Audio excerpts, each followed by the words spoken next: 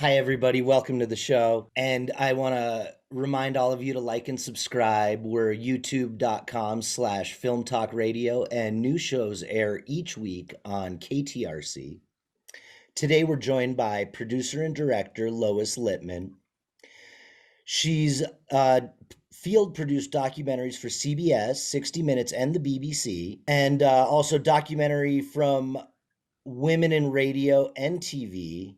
Her work has taken her throughout Europe, India, Cuba, South America, Africa, and Israel. She holds an MFA in film and video studies from the American University.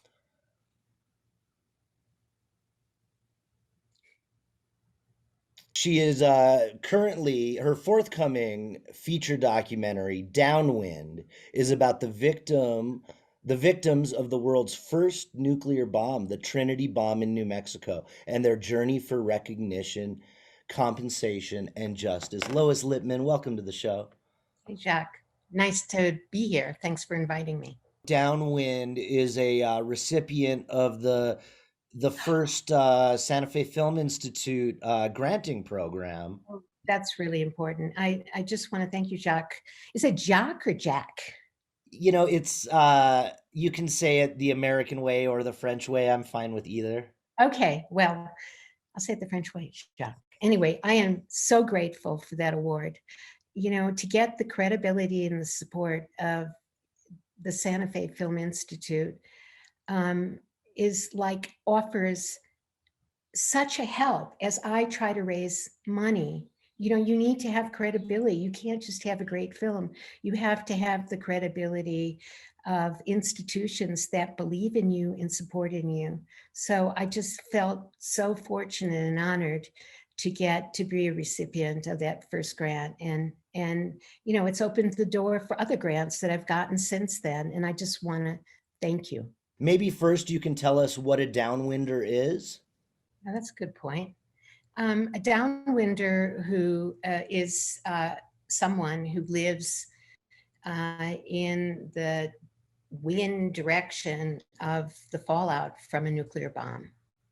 So really, there was a secret document that I got access to that said 19 counties in New Mexico, including Santa Fe in Albuquerque, received dangerous exposure. They were downwind to the Trinity bomb.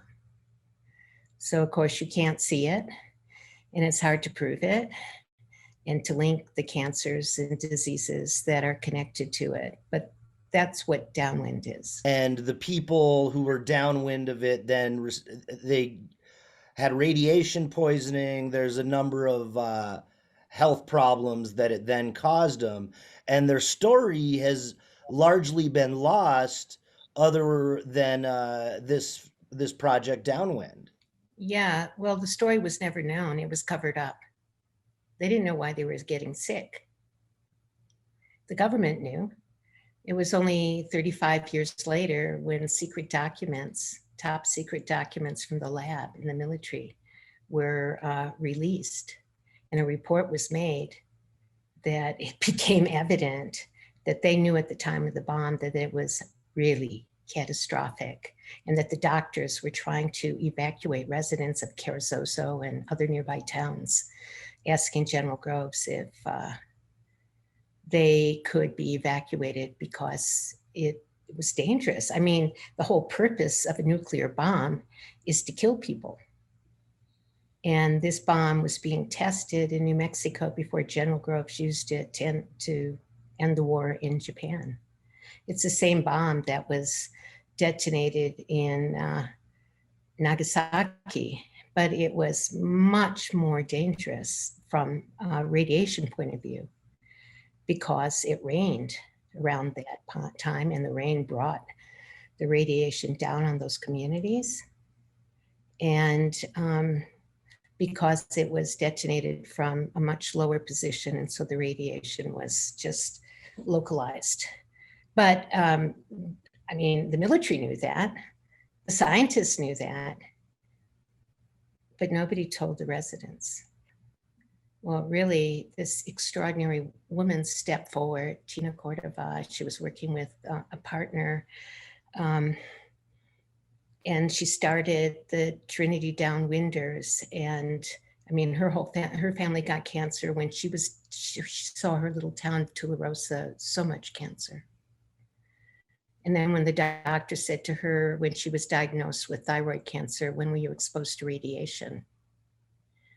She started linking the pieces together. And maybe one of the bizarre reasons is because New Mexico is the heartbeat, the nerve center of our nuclear industry.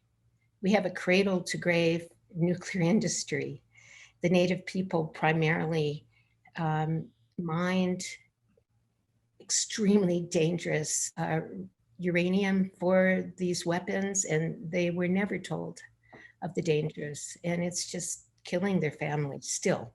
Now we've become the dump, the waste disposal site for the rest of the United States for nuclear radiation that nobody else wants. There's the Oppenheimer film that's been filming near my place at the Capitol in Santa Fe.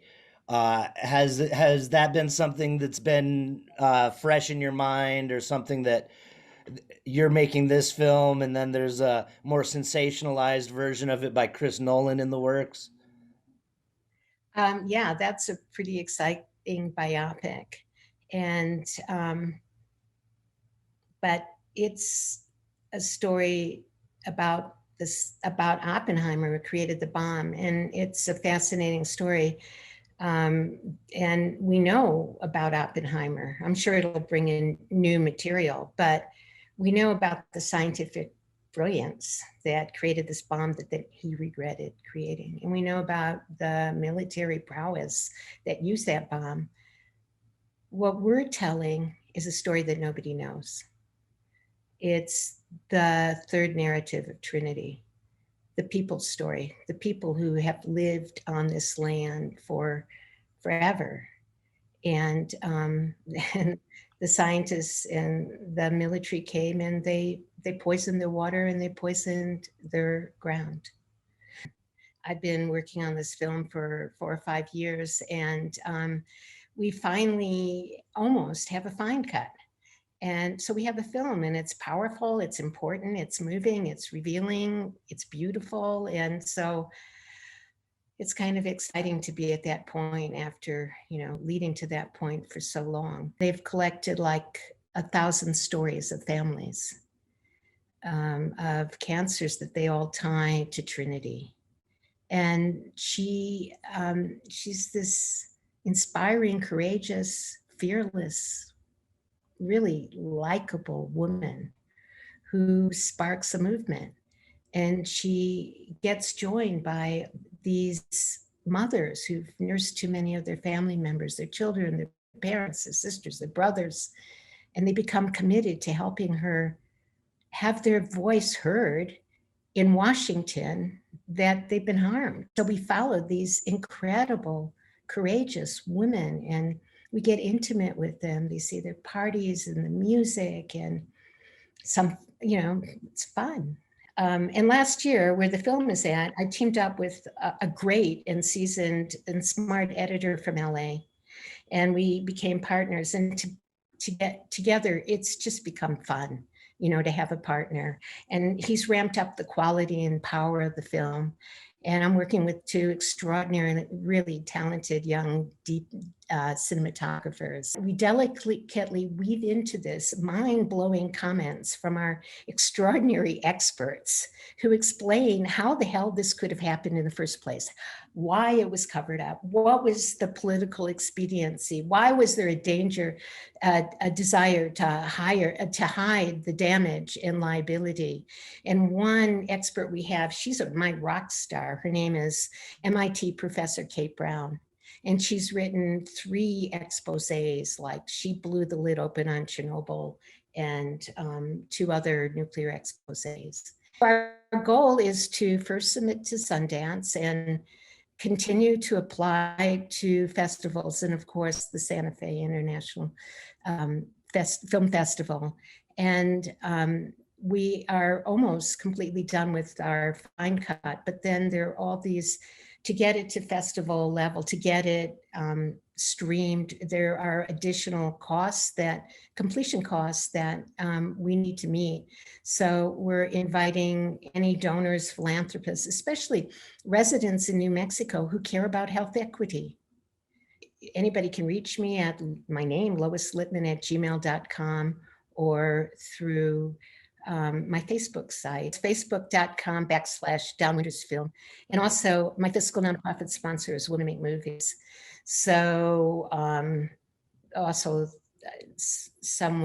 anyone can connect with our project through Women Make Movies. They have a page about us. Anybody who wants to make a difference and partner with us, we welcome them. Maybe we can backtrack a little bit and hear about your background and who you are. A passion for social justice is part of my DNA that I inherited. I mean, even from my father was older, but he was born in Russia, and he came to the States as a little boy with his mom on the bottom of a ship with the cattle, the cargo, because they had no money. And when he was 10 years old, he was supporting his extended family. And I don't know how he did it, but after he got out of the army, he started a small community radio station, and it really served the community. It was in Wisconsin, where Eugene McCarthy's from.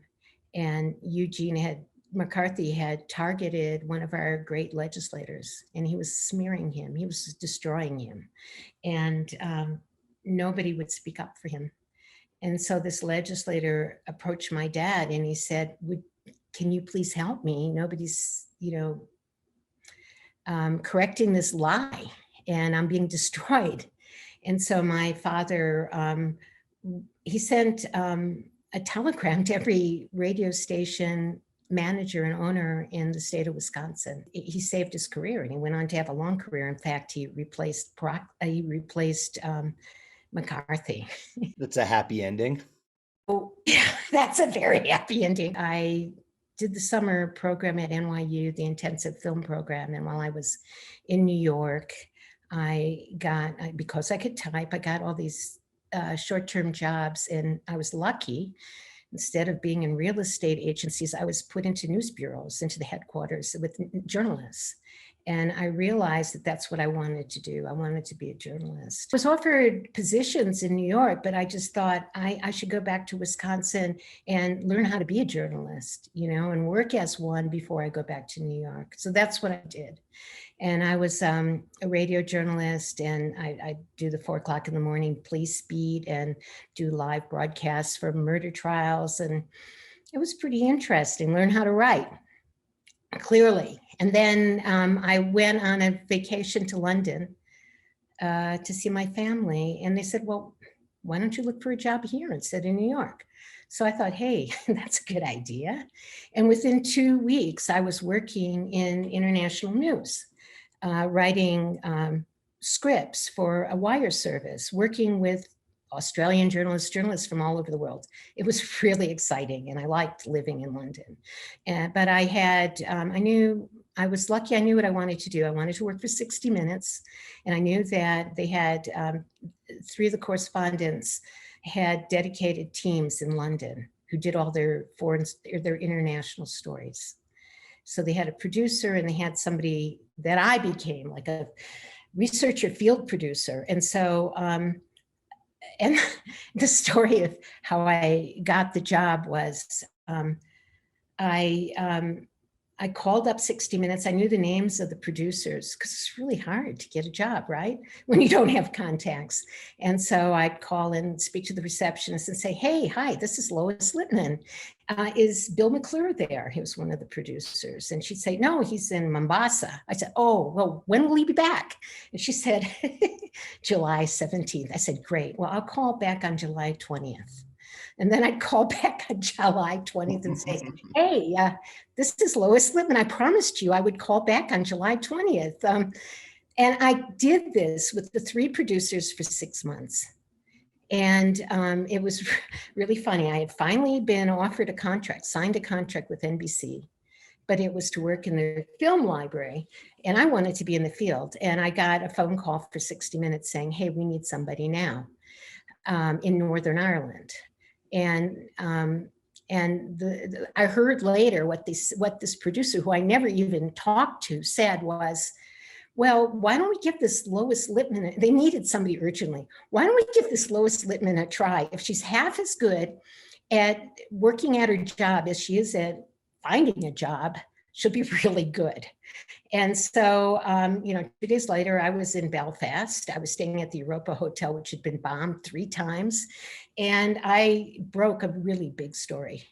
And then I was on with 60 Minutes, traveling all over the world doing this for another 6 years. And then after that, I wanted to work on longer documentaries. I really admired British filmmakers. And so I did that for another 6 years. I'll tell you one story that's pretty funny about when I was working for 60 Minutes and I won an Emmy for this program about BBC Radio 4, which was like quirky, old-fashioned British radio.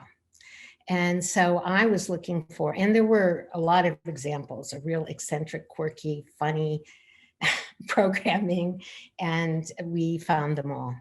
And in the end, and it was respectful, but in the end, so we were awarded an Emmy for the program. And so we were getting a phone call from BBC headquarters. They were furious. They said, you haven't taken us serious. This is a travesty. This is a terrible, terrible program. They were outraged. At the exact same time, we were getting a phone call from BBC Enterprise Sales, and they were saying, what a cracker of a program. That is such a great program. We want to buy the rights from you, and we want to sell it all over the globe. So it was just, it was funny. You're currently looking for distribution. Yeah, so it's my first time doing a feature film. So I just have begun reaching out to different key distributors, and I'll see, what the response is. And we will also submit to film festivals and different markets, where hopefully people will find out about the film. And so that's the next step, to make sure that this film is seen widely as quickly as possible, because that is going to change the legislation. Everybody, this was the courageous and admirable writer-director Lois Lipman. And the Film Talk Weekly is a project of the Santa Fe Film Institute. You can go to santafefilminstitute.org and support the show. And if you want to support the project Downwind by Lois Lipman, please, you can go to her Facebook page. It's Downwinders the Film. Downwinders Film. Downwinders Film. Yeah. And you can also get in touch with her directly. Lois, thanks so much for joining us. This was such a fun show, and you were just quite a firecracker. I know we went to some uncomfortable places and some more fun places, but it was just such a treat to have you on. Well, thank you so much. I just feel really fortunate that you gave us this space, and it was so fun to chat with you. Thanks a lot.